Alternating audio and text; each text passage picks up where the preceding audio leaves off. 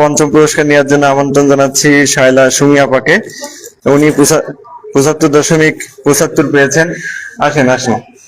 না, উনি আমার মডেল টেস্ট 1 থেকে 7 পর্যন্ত সবগুলো অংশগ্রহণ করেছেন এবং ধারাবাহিকতা বজায় রেখেছেন।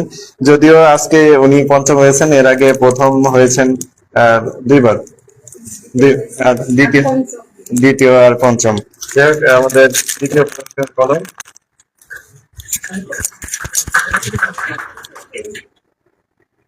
ওকে, এখন তার মুখ থেকে তার বক্তব্য আমরা শুনবো।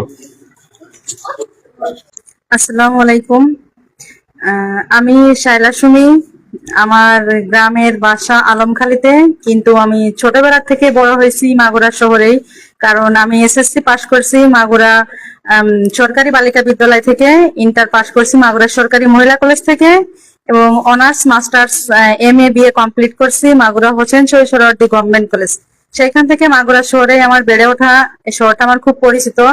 আর মানে যার কারণে মানে আমি এখানে উপস্থিত হয়েছি, সে ভাইয়া আমার পূর্ব পরিচিত, তার সাথে তার ফ্যামিলির সাথে আমার পাশে আছে।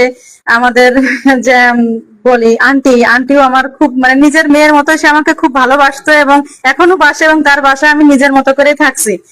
এখন সেই দিক থেকে যে ভাই একটা উদ্যোগটা নিছে, এই উদ্যোগটাকে আমি প্রথম থেকেই ভাইয়ের সাথে আছি এবং প্রত্যেকটা পরীক্ষাতে আমি অংশগ্রহণ করছি, এবং কম বেশি যেভাবে হোক নাম্বার পাইছি। তাতে মানে আগে যে নাম্বার গুলো আমি পেয়ে ফার্স্ট হয়েছি, সেই তুলনায় এখন আমি পঞ্চম হয়ে যে নাম্বারটা পেয়েছি সেই তুলনায় বেশি। এখন এই যে আস্তে আস্তে আস্তে যে মানুষের যে পড়াটা কাভার হয়ে যাচ্ছে আমাদের সবাই, এইটার ক্ষেত্রে হচ্ছে যে দেখা যাচ্ছে যে অনেকটা রিভিশন হয়ে যাচ্ছে।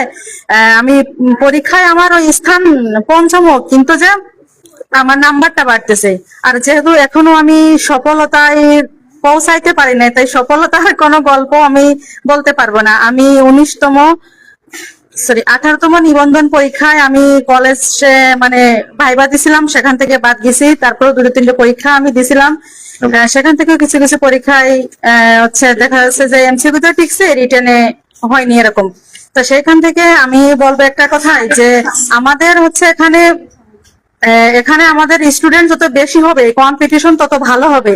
আর সবার ভিতরে কিন্তু পড়াশোনার আগ্রহটা অনেক বেশি জাগবে। আর হচ্ছে একটা কথা, সেটা হচ্ছে যে যদি আমি দেখা যাচ্ছে যে কি অনেক স্টুডেন্ট বাংলা ইংরেজি তে খারাপ থাকে, অন্যান্য বিষয়ে ভালো থাকে। আর যারা বাংলা ইংলিশে মানে অঙ্ক আর ইংলিশে যারা খারাপ থাকে, তাদের আমি মনে করি যে বাংলা, সাধারণ জ্ঞান, কম্পিউটার এই সাইডে তাদেরকে একটু বেশি নাম্বার উঠানোর চেষ্টা করতে হবে। আর ইংলিশ আর অঙ্কের বিষয়টা হচ্ছে যে এখন তো নতুন করে একদম প্রথম থেকে শেষ পর্যন্ত করা সম্ভব নাই। যদি বিগত সালে যে ইংলিশ যে অঙ্কগুলো পড়ে গেছে, আমার উচিত যে সেইগুলো বারবার করে রিভিশন করা, এবং প্রত্যেকটা অঙ্কের যে বিষয়গুলো থাকে পরীক্ষায়, যে সিলেবাস গুলোতে আমাদের প্রাইমারিতে নিবন্ধনে সিলেবাস থাকে, এইগুলো আমাদের প্রত্যেকটা আর কি শিডিউল ধরে ধরে এগুলো আমাদের কমপ্লিট করা উচিত। সেক্ষেত্রে আমি সবাইকে আবার ধন্যবাদ জানাচ্ছি।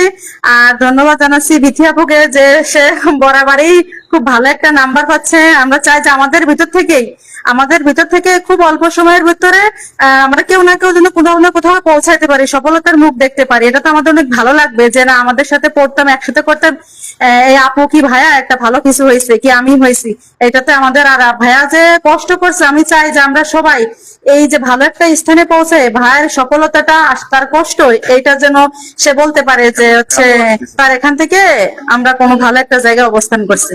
ধন্যবাদ সবাইকে। আল্লাহ হাফিজ। অসংখ্য ধন্যবাদ শায়লা সুমি আপাকে।